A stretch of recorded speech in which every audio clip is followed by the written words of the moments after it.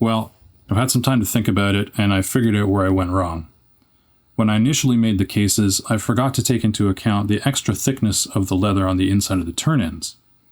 That extra material has effectively made the text blocks thicker, and so the cases are coming up short at the foredge. So, what do I do about it? Well, I'm not going to remake the cases, that's out of the question.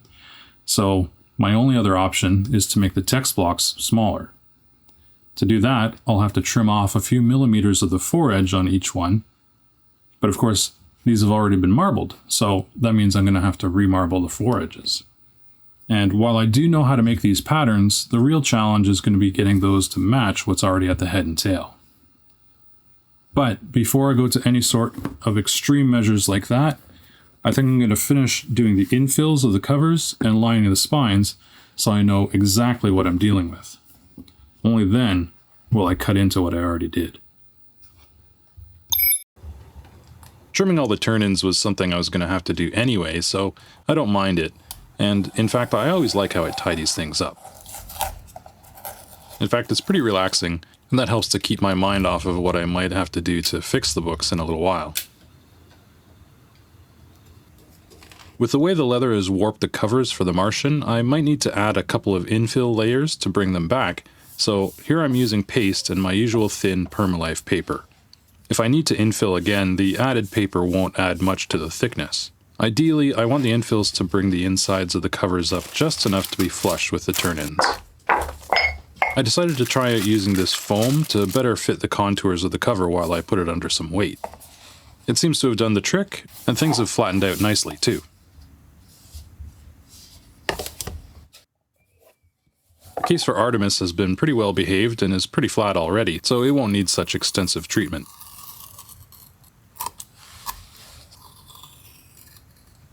Once I've got the turn-ins trimmed, I'll infill using a single layer of cardstock.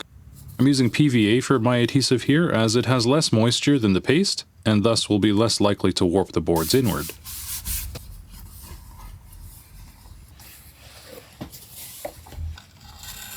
The case for Project Hail Mary is in between the other two, so I'll use just a single layer of thin paper with paste, which should be all it needs.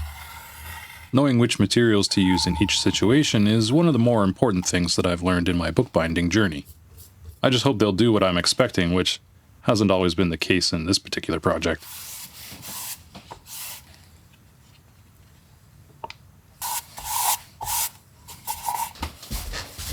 While those infills dry, I'll turn my attention to the text blocks. I left these threads dangling since the beginning in case I decided to integrate them into the binding, but I'm of the mind now that they're just unnecessary. In their place, I'll attach some mull to the spines, which is the more conventional way to add strength to the hinges. I could have left those there and used both, I suppose, but I don't think these particular volumes require that level of over-engineering. I doubt they'll see much wear and tear, after all.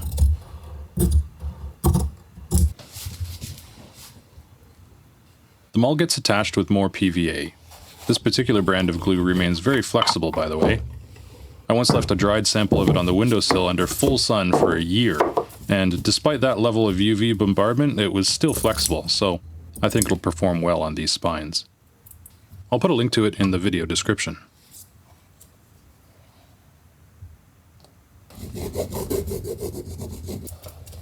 In the past, I've often added hand-woven endbands to my deluxe bindings, but I'm going to take a different approach for these. As these are more modern style bindings, I'm going to make up some leather endbands in complementary colors that I think will go well with the overall leather aesthetic. For the cores, I'm using thin strips of a thicker leather. I think this is a 3 or 4 ounce piece. I'll then wrap the cores with colored leather that I skived down as I did for the mosaic pieces. Again, I'm using paste for this, both to soften the leather a bit and to give myself time to get it wrapped around the core.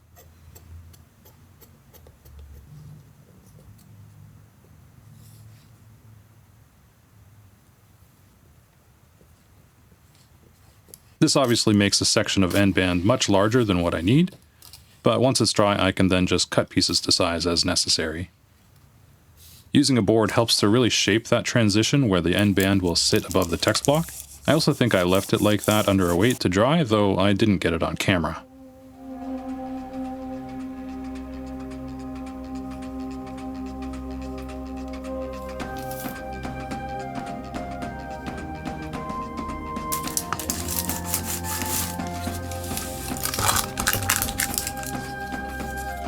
Those are dry now, so all I need to do is cut some pieces and glue them on.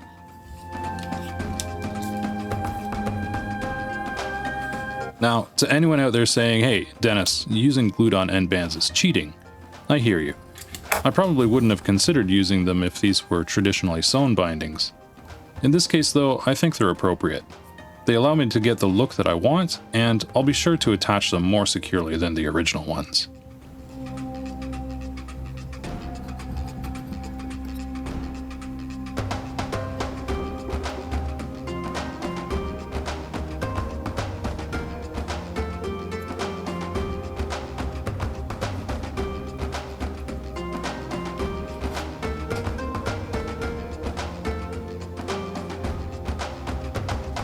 To finish off, I'll add one final layer of paper, which will cover both the mull and overlap onto the backs of the end bands.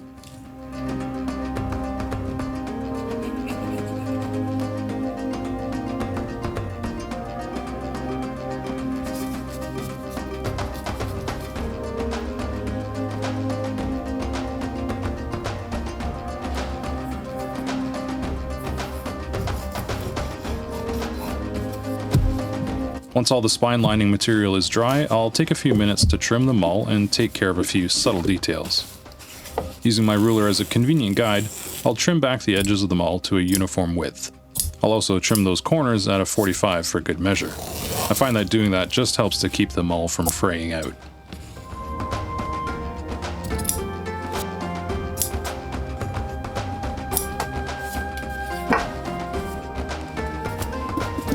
Okay, with that all done, I guess it's time for the moment of truth. Let's get these into the cases and see how much trouble I'm in.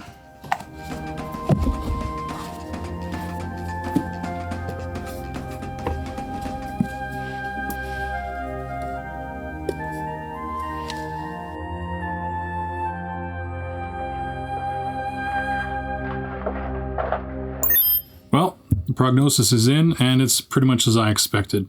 The text blocks just aren't fitting into the cases. I mean, Artemis is closest, but the four-edged square doesn't match the head and tail. And of course, the Martian is way off. So the only thing that I can do is abbreviate these text blocks, get them back into the cutter, and off with their heads. You've seen all this before, so I'll just shut up and go cry quietly in the corner. I'll be okay.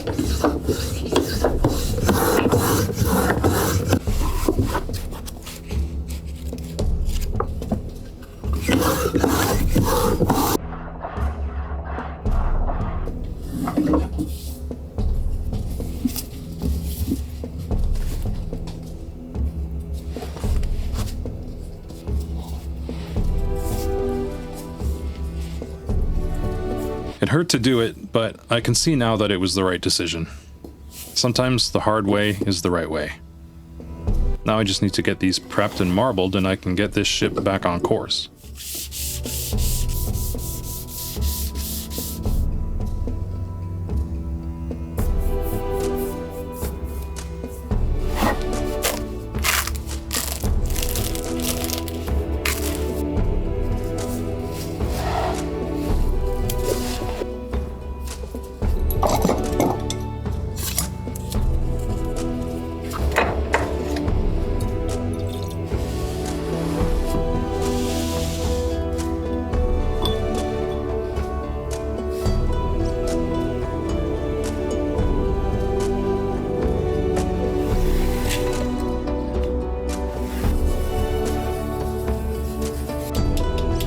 I brought in a sample of the print that I made from the original edge marbling, just so I have something to compare to.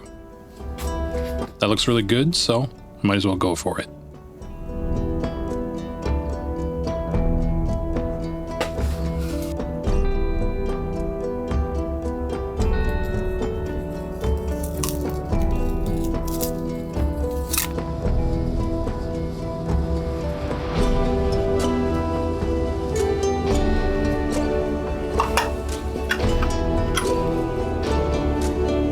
Well, the marbling took on all 3 books. The Martian looks great. Project Hail Mary also very close to the original. But I messed up on Artemis.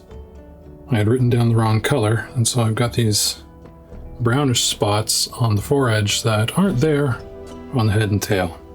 So I think what I'm going to do is take it out to the bindery, put it in the press, and I'm just going to sand the foredge, take that off completely, and bring it back in, remarble it, and try and match this a little bit better.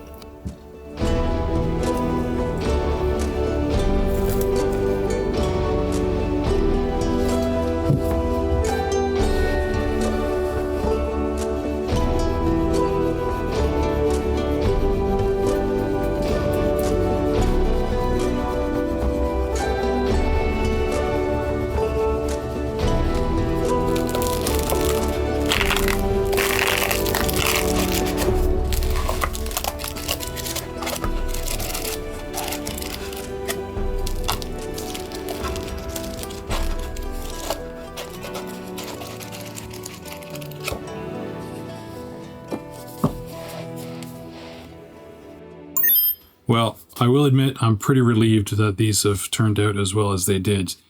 I was pretty worried there, especially when Artemis went sideways and I got the colors wrong, but I managed to salvage it, and so these are now basically done, and they fit. So the next order of business is to start tooling these, and I think first up is going to be the Martian. So let's get to it. For inspiration, I'm once again turning to my big picture book and these photos of the Martian surface. I particularly like the look of these fissures in the rock, so I'm going to try to replicate those on the covers. I'll heat up a selection of brass tools, most of which I made myself. I know from my experience on my dune binding that this particular leather works best dry, with the tools at a fairly low heat. My stylus is the best suited to this particular task.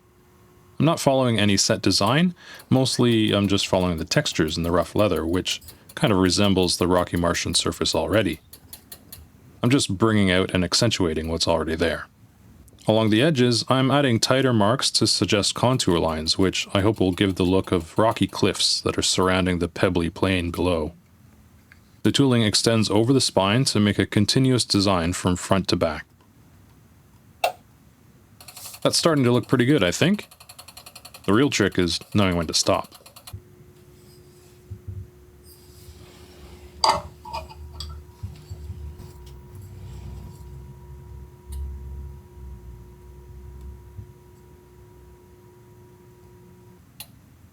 This scar in the leather is doing exactly what I'd hoped to add texture. Now I just need to blend it in. I made this polished convex tool with the express intent of creating a sand dune texture in the lowest areas of the design. I got the idea from photos of Martian craters, and I knew I had to try to reproduce it. I don't think I've got the scale quite right, but it's more about the overall impression it creates.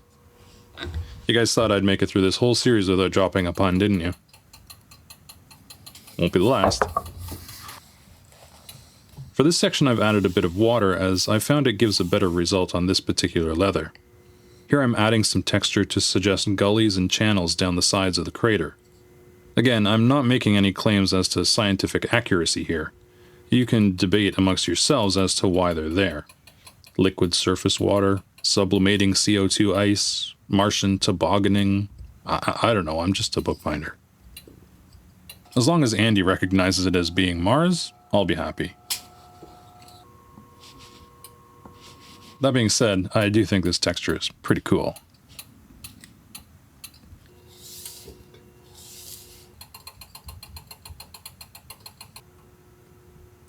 That about does it for the texturing, but there's one more thing that I want to add that will give this cover an element of storytelling as well. What I want to do is illustrate Mark Watney's epic rover journey across the planet by adding a line of tracks across the covers. In order to do that, I'll use a roll tool, but since I didn't have anything like that in my collection, I had to make one for myself. It's a double-wheeled design that I cobbled together mostly from bits of scrap, and if you're interested, I've got a full build video on my second channel. So if you want to see me misusing tools in creative ways, head on over to 4Keys Workshop when you're all done here. For now, I'll get this thing heating up. I put a strip of board on the inside for support, as the plan is to tool right across the spine.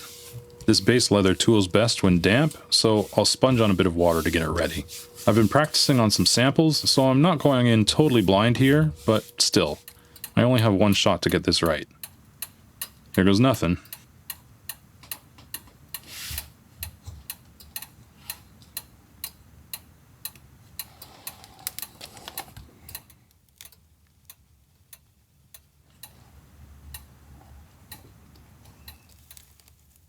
Right here I imagined that Watney got to the edge of this crater, decided it was too risky, then threw it in reverse to go around instead.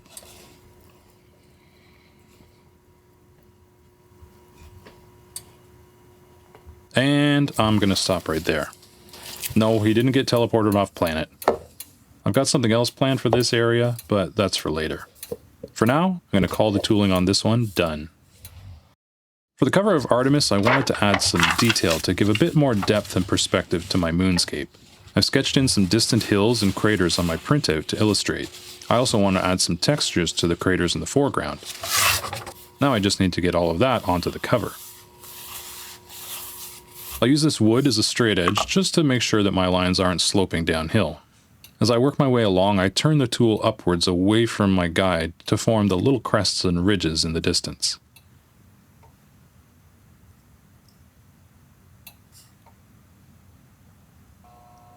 Tooling into one side of those contours will give an impression of shadows. The onlaid craters get outlined to help blend in the transitions between the colors.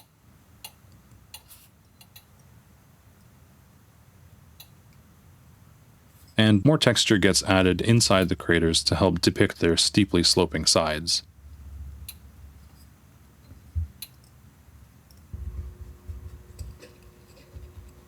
I think that adds a bit of texture and interest to this stark moonscape, but that being said, I still want to add a few extra touches.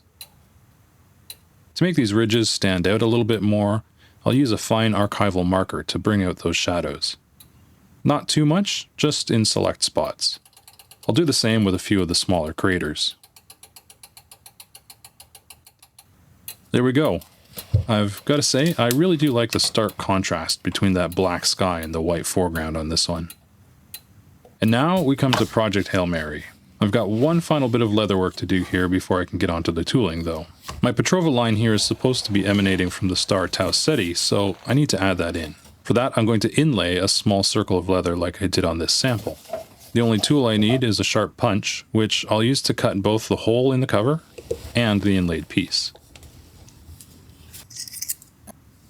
I punched a piece of paper to help guide me exactly where to position the star. I can then punch right through that and the leather at the same time.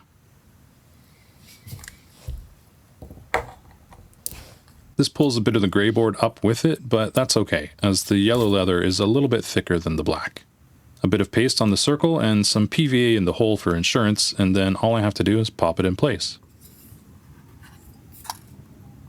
For the rest of the tooling, I made myself a template by photocopying the cover itself, printing it at 1:1 scale, and then cutting it full of these little windows. Because I used a full-scale scan, my guide lines up perfectly with my spiral. I'll tape the template down so I can lift it from time to time without shifting it out of alignment. That's because I'll be relying on it to get my impressions in the right place, as I'll be using this metallic foil, which blocks my view. My intention is to add a profusion of tiny red dots spiraling around the Petrova line to depict the astrophage. And now I think you can see why I need the template. Without it, I'd only have the vaguest idea where to make my impressions. The tools I'll be using are as basic as they come, 3 different sizes of dots. Exciting, I know. To begin, I'll start with the tiniest dot tool. As I make my way along, I'll introduce the larger ones gradually. I'm not sure exactly what density of dots will look best at this point, so I'm just adding a smattering for now. I can always come back and put in more later.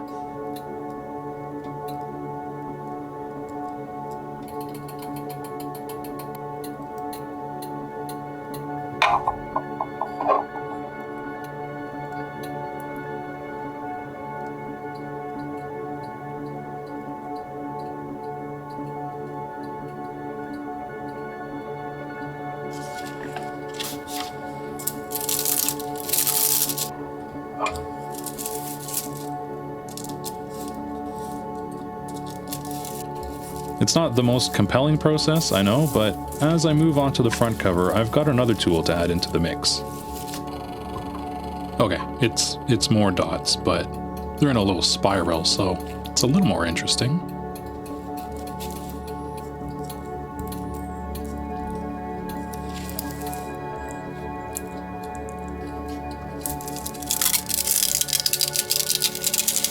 For those of you who feel compelled to comment that the imaginary Petrova line doesn't spiral, I'll just point out that I'm using what's known as artistic license, which you may recall the author himself granted me at the beginning of the series. So, my Petrova line spirals. Andy said it could.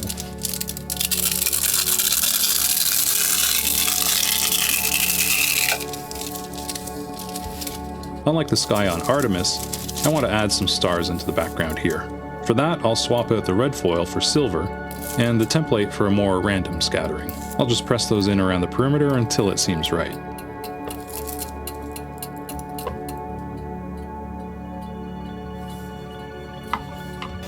I feel like the transitions in the Planet Adrian mosaic could use some touching up, so I'm going to go over all of those with a stylus. I made up this tool to have a flat sole that's 1mm wide, which will make it a bit easier to straddle the adjoining pieces of the leather.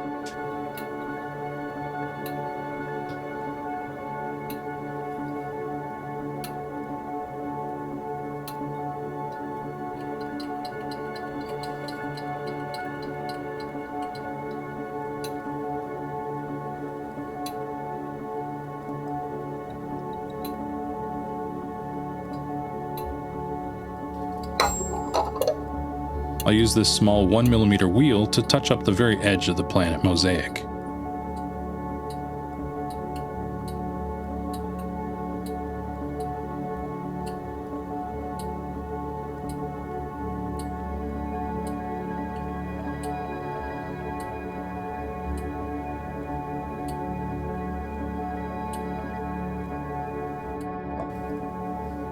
Finally, I'll add some contours to the bands of color that encircle the planet.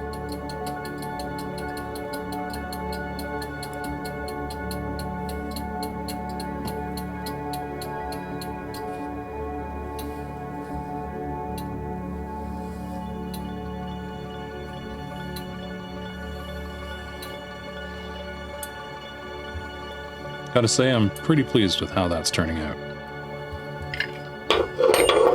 Up until this point, there hasn't been a single straight line in this design anywhere. Now I'm going to add a few in bright gold foil right here, smack dab in the middle of the front cover.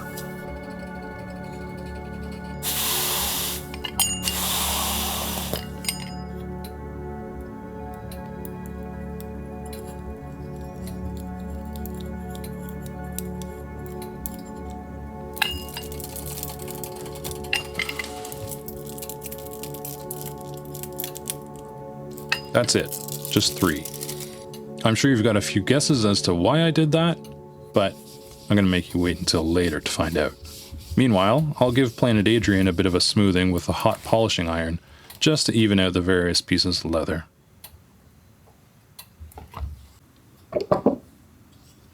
Okay, time to talk titling. Every book should have a title somewhere on the cover, even if it's for the guy that wrote it.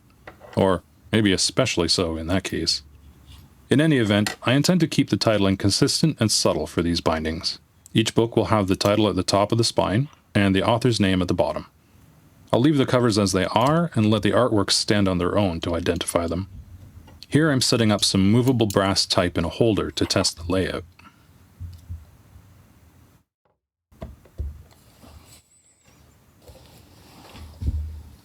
I'll use those inked samples in conjunction with this template that I made. It's got these little windows at top and bottom for the titles and author name, while the other cutouts are there for me to see how to align it on the case.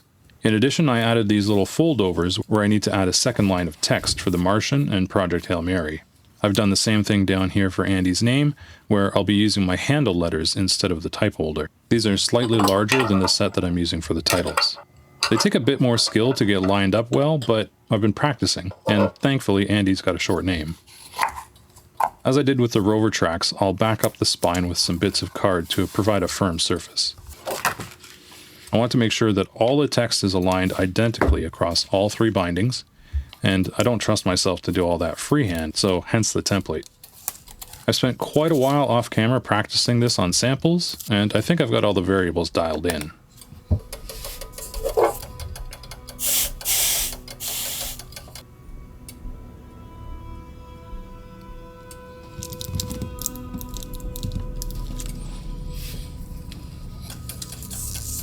Well, the lettering looks good, but I got it a tad off center. I'll reserve judgment on that one though until I can get it on the text block. Once the tool cools off, I can swap out the letters to make the other line of text. The lettering's good, but I'm a bit miffed that I got it off center. No sense dwelling on it though, just gotta carry on.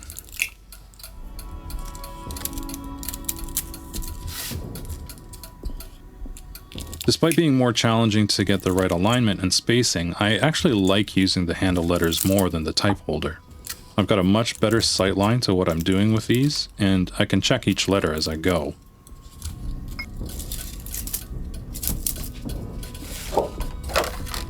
I'm happy with that, but that off-center title is still nagging at me. The procedure is the same for the other 2 cases, and my template will ensure that all the titles will line up when the books are spined together. I've set the title for Artemis up in this large, older style type holder that I have.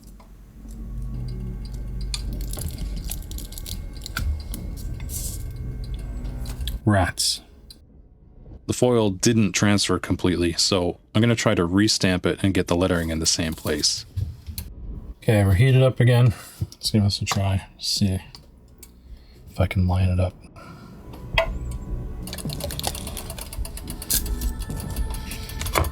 That's awful. Awful. Oh, Dan, what have you done?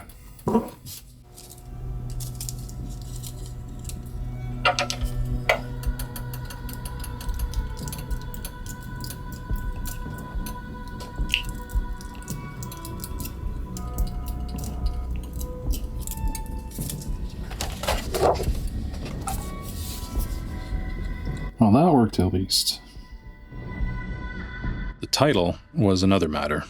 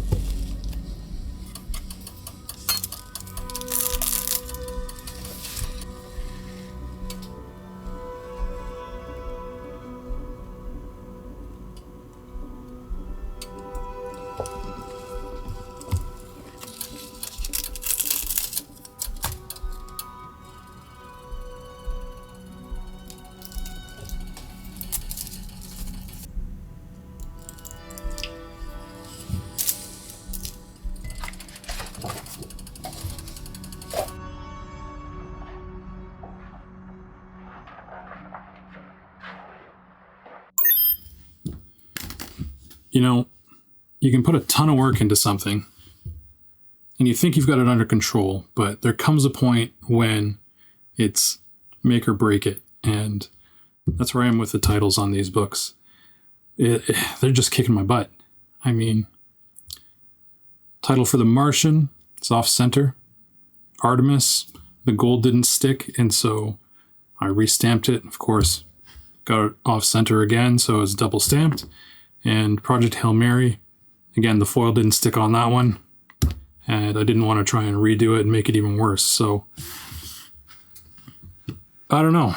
They're at the stage where they kind of look good from far, but far from good, if that makes any sense. And not sure what I'm going to do because they're not up to my standards. I'm not happy. So I'm going to take a break and think about this and try and figure out what I'm going to do with these, because I can't send them to Andy like this. Just can't. Okay, I went for a walk and I thought about it, and I think I have a solution. Labels. I'll stamp the titles on separate bits of thin leather, which I'll then paste into place. It's not ideal, but at least I can keep trying until I get ones that I'm happy with. My first choice was to have the titles look good on the covers themselves, but failing that, I have to do something.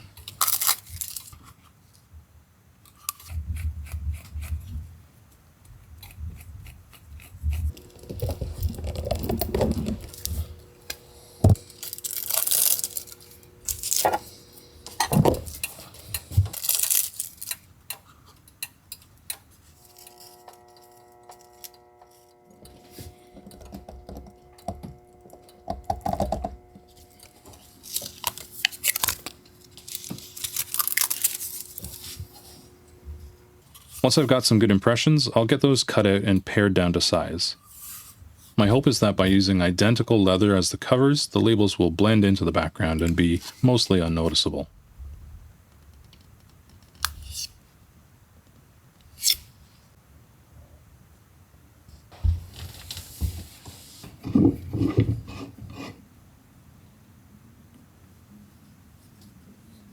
I'll attach the labels with paste, which, being completely reversible, will give me the option of removing them. The leather gets quite a bit darker when it's wet. Hopefully it'll blend in more when it's dry.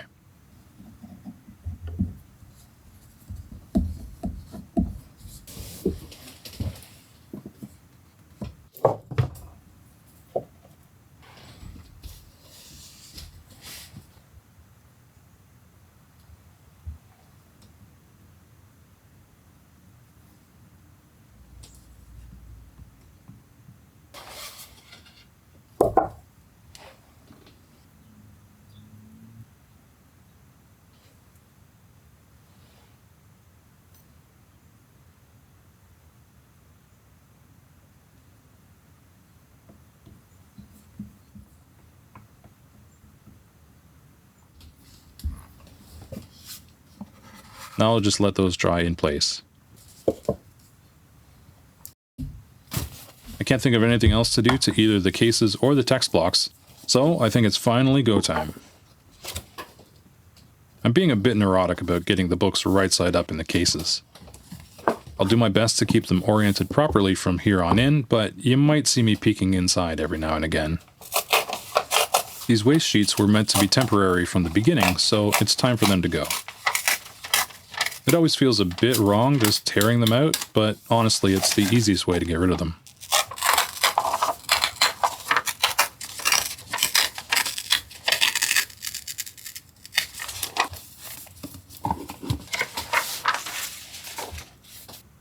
Once again, I'm using starch paste here to try to pull the covers in, which, as you can see, are still a bit curved outward. I'll carefully close the book while at the same time gently pulling on the paste down, which helps to prevent rippling on the inside.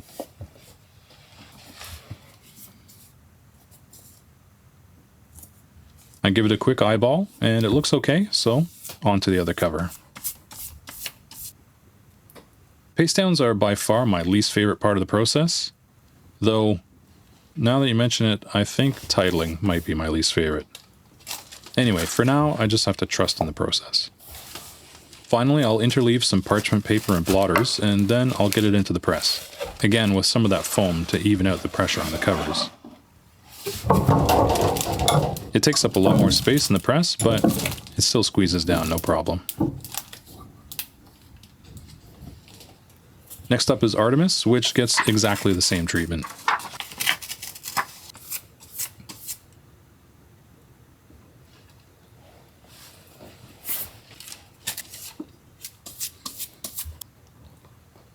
Without all the contours to deal with, Artemis can go between two regular flat pressing boards in press number 2.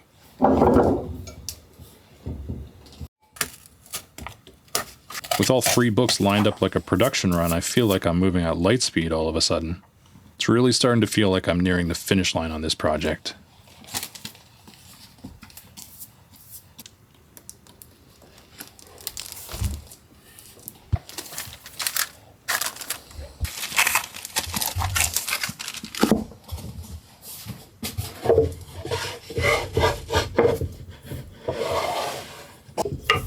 I'll let those hang out overnight now, and tomorrow we'll have a look at them.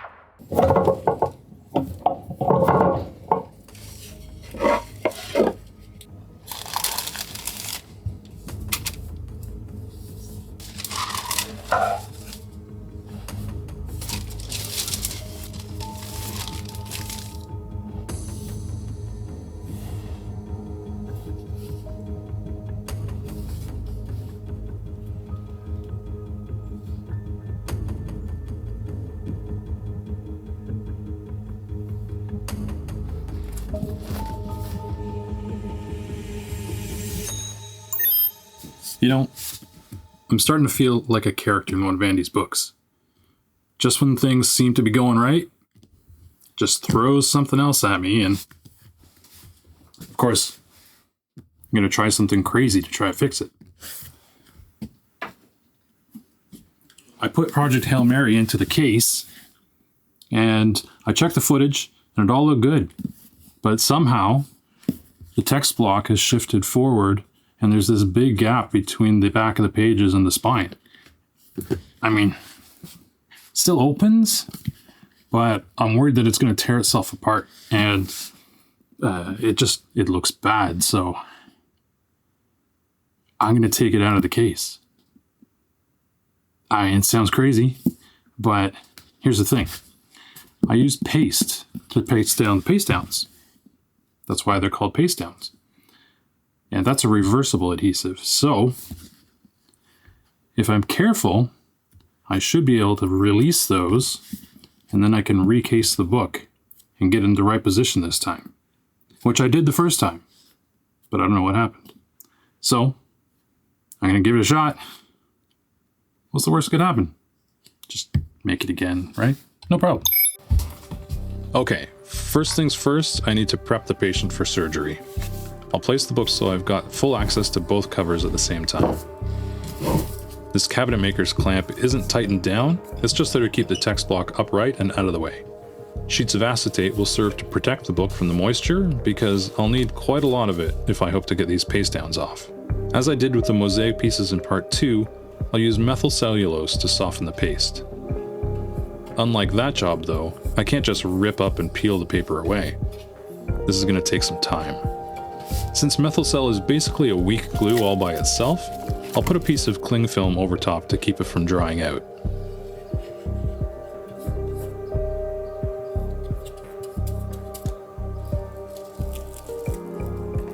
Okay, I'll come back and check on that a couple of times, but it's going to need about 3 hours for the Methylcell to soak into the paper and then activate the paste underneath. So it's been about 3 hours since I put the Methylcell on. I came back once to reapply more, and you can see the dramatic effect that it's had.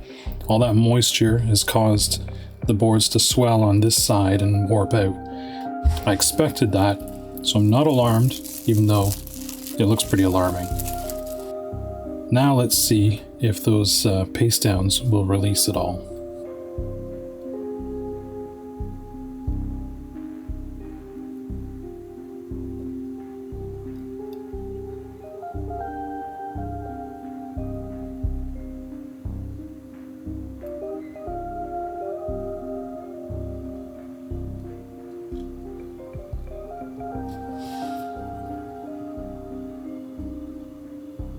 It's not quite coming away easily yet, so I'm going to put a little bit more Methylcell on there, cover that side up. I'll work on the other side a little bit and go back and forth and see if I can get things eased off.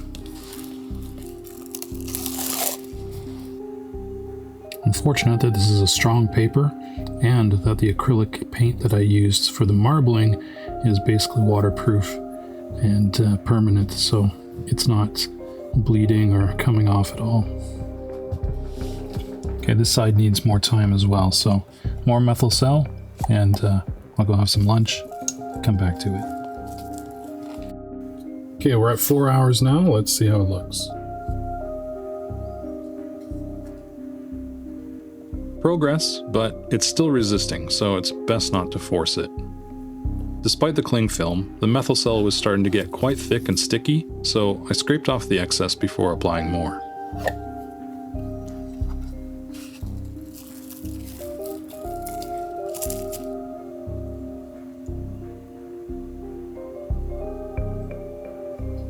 That's making a bit better progress on this side. A bit of the infill paper is coming away, but I'd rather that than the end paper tearing. And if this isn't proof enough, don't let anybody tell you that paste isn't an effective adhesive.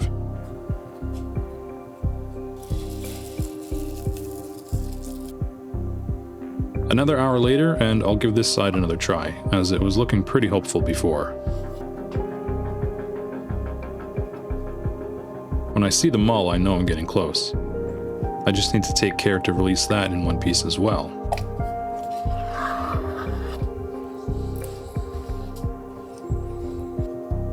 The infill paper is delaminating quite a bit more here than on the other side, so I'm going to try to free that leading edge to prevent it getting worse. This one's being stubborn. I'll tuck that in again and take some time to clean up the other end paper, which is more or less free now.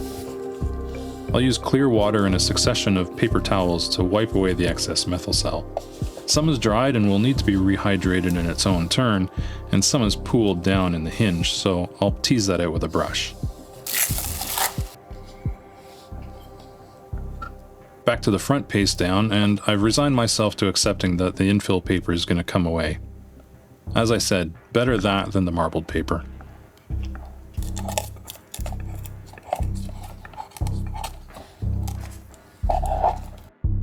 Success. Alright everybody, you can all breathe again. The worst is over. Now it's just cleanup and recovery.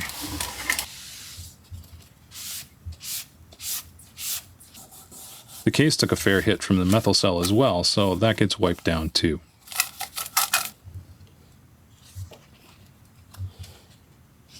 A bit of water applied directly to the remnants of the infill paper is enough to soften it to get it cleaned up.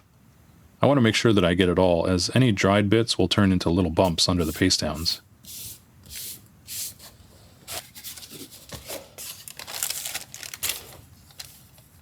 Finally, I'll interleave lots of blotting paper and parchment before leaving it to dry thoroughly overnight. With any luck, the paste downs will be more or less flat when I come back to it. All in all, the operation took about 6 hours, but I think the patient will make a full recovery.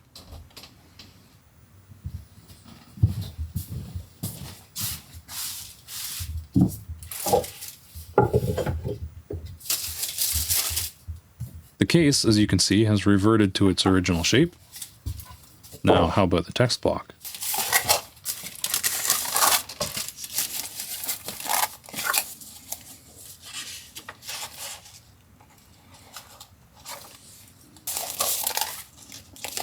There's a bit of rippling at the head and tail, but nothing that pasting it down again won't take care of. And more importantly, the marbling was completely unaffected. The text block thankfully survived unscathed too. I'm immensely relieved that that came out as well as it did. Now all I need to do is prevent whatever went wrong when I case it in this time. First though, I'll deal with those rough areas where the infill paper delaminated. A bit of sandpaper will be enough to even those out.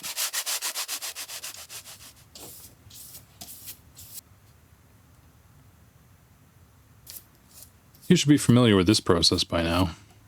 I am, of course, using starch paste once again. Not that I want or expect to uncase this thing. Maybe in 50 years, though, someone else might have a go at it.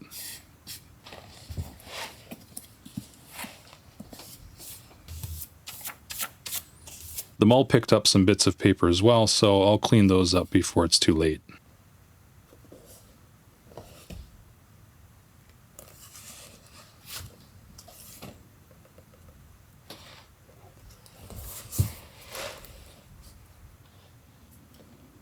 This time I'm giving it a good inspection before I commit to putting it into the press. It's looking okay though, so I might as well go for it.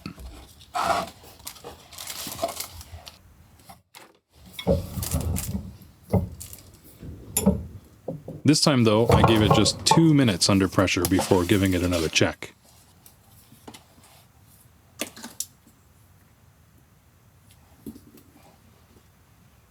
I'm satisfied, so now it'll stay in there for 24 hours.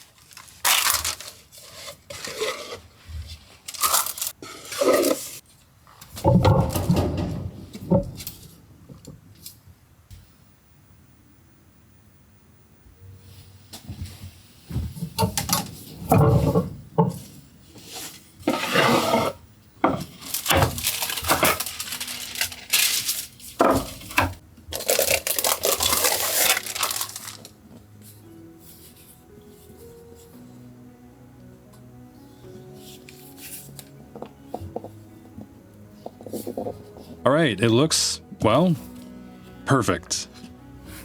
To say that I'm relieved is an understatement. I don't think I could handle another disaster like that.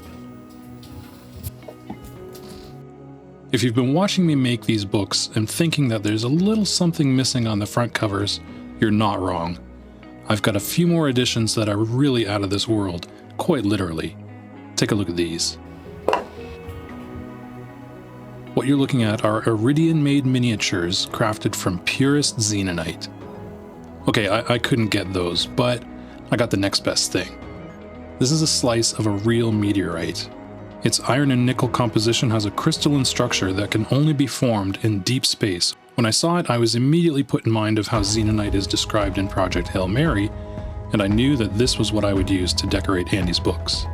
I designed and hand-engraved the figures before cutting them out and etching them with acid to bring back the crystalline pattern. It was a challenging material to work with, but I can't think of a better thing to put onto Andy Weir's books than some literal pieces of space metal. I've got a full process video for these on my second channel, Forky's Workshop, so look for a link in the description to check that out. So, allow me to introduce you to Mark Watney's rover, looking very much like it has over 3,200 clicks on the odometer. Here we've got Jazz Bashara in her EVA suit, ready to take on whatever the moon or the bartender can throw at her. And, of course, the Hail Mary, as crafted in miniature in xenonite by Rocky the Iridian. All along, my designs for the covers were centered around these final elements. Let me show you how they fit in.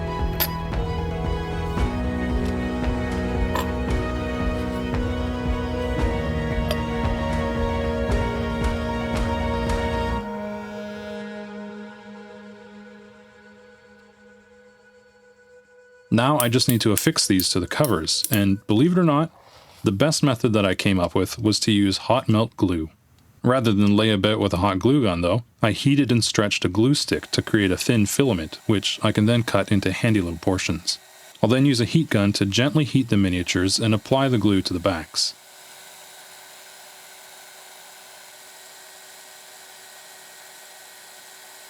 I don't need much, so I'll just spread it out into a thin, even layer.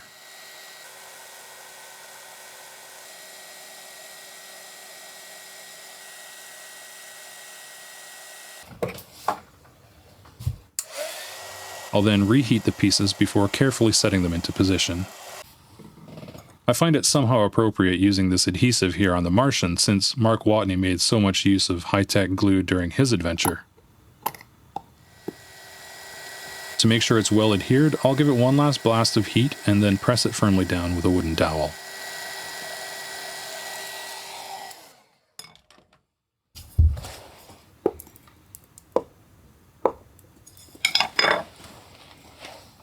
And unlike paste, this adhesive is at full strength within seconds.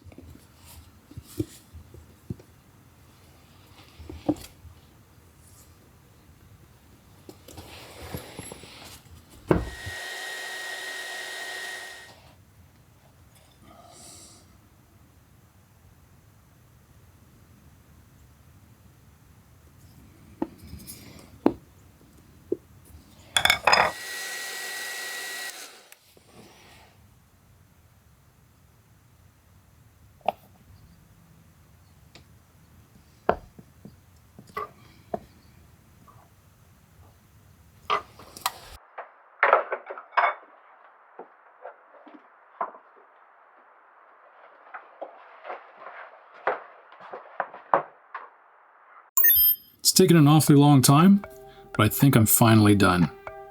It took a lot longer than I thought it would, but then again, I set the bar pretty high. I learned a whole bunch of new techniques, and even with the setbacks, I still had a ton of fun. I guess the only thing to do now is to get these packed up, sent off to Andy. I hope he likes them.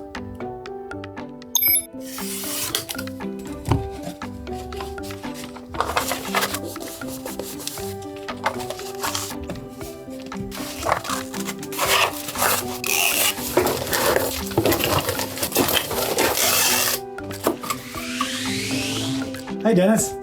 Let's take a look. Here are the books you sent me. Oh. See? 4 keys. All right, let's take a look. I'm pretty excited. Thank you, Dennis. Let's see. This one is the Martian. Dennis does not mess around on packaging. Ooh, wow. Oh, check this out. He's made Mars out of leather. You can feel it. You can feel the relief. Martian, Andy Weir. Here you put a rover, a metal rover, and rover tracks. Wow, this is gorgeous.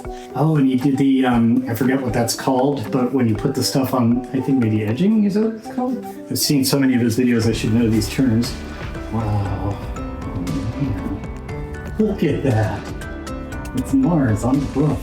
All right, now it's time for Artemis. Oh, grayscale for the moon. Check it out. Oh, I see we have a common theme. That way all the books go together. Craters, here we have an EVA suited person, presumably Jazz. Goes around corner. Moon. What a beautiful moonscape that is. I should do this with the Martian too, but here we go. All right, now it's time for Project Hail Mary. Oh, wow. Oh, wow, look at that. Oh, there's the Hail Mary, there's Planet Adrian, here's the Petrova line. Oh, it's beautiful. I love that. This is my favorite of the 3. It really pops, these colors. Oh, check that out. That is gorgeous. This is so cool. Oh, Dennis, I can't thank you enough. These are absolutely beautiful, and I'm really looking forward to watching the videos on how you make them. I just can't thank you enough. Thank you. I almost forgot. Do you guys want to see these? You do? Okay, let me see what I can do.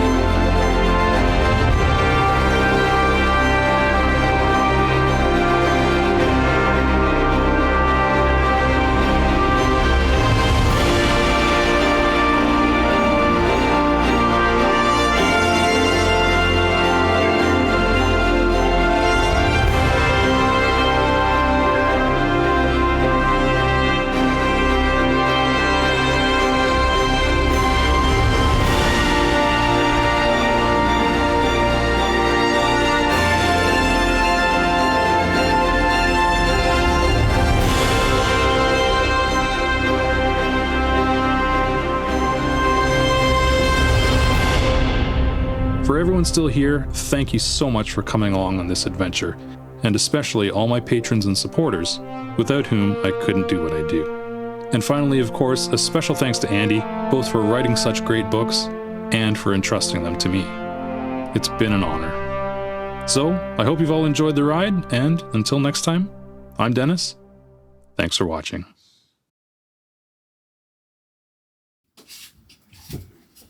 You guys are still here? The video's over. I mean, I appreciate the support, but don't you have something else to do? You can go watch one of my other videos, or if you want, you can go check out my Patreon. Got a bunch of bonus stuff there, stuff you've never seen before, so try that, okay? Bye.